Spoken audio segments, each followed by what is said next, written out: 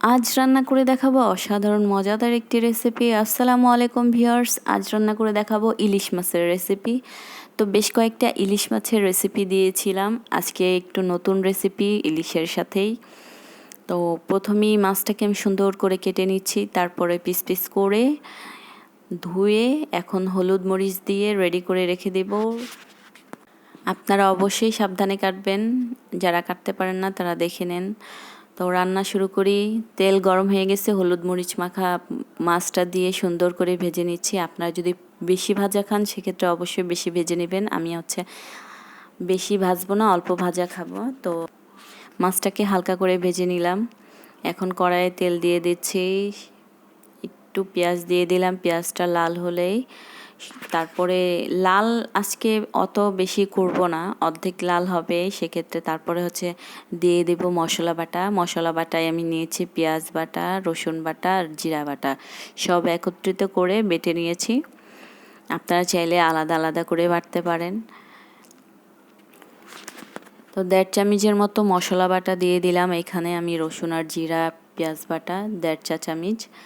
তারপরে একটু সুন্দর করে পেঁয়াজে লাল করব, মশলাটাকে লাল করে গিয়ে পানিটা দিয়ে দিব। তারপরে দিব বাকি মশলাগুলো। বাকি মশলার মধ্যে এখানে মরিচের গুঁড়া 2 চামচ দিচ্ছি। আপনারা ঝাল বেশি খেলে সেক্ষেত্রে পরিমাণটা অবশ্যই বাড়িয়ে দিবেন। আমি দিচ্ছি 2 চা চামচ মরিচের গুঁড়া, 1.5 চামচ হলুদের গুঁড়া, স্বাদ মতো লবণ। লবণটা কম হলে ভালো, কিন্তু বেশি হলে ভালো না, তবে আপনি পরিমাণ মতো দিতে পারলে ভালো। তো সুন্দর করে কষাবো।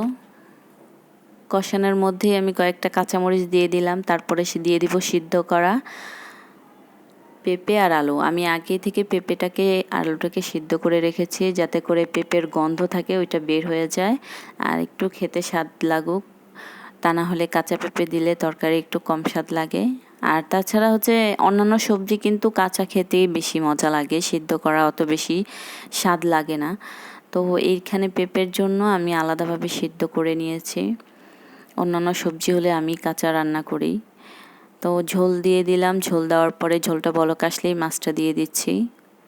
যেহেতু আমার সিদ্ধ করা সবজিগুলো ছিল সেক্ষেত্রে আমি আর অত বেশি জাল দিচ্ছি না।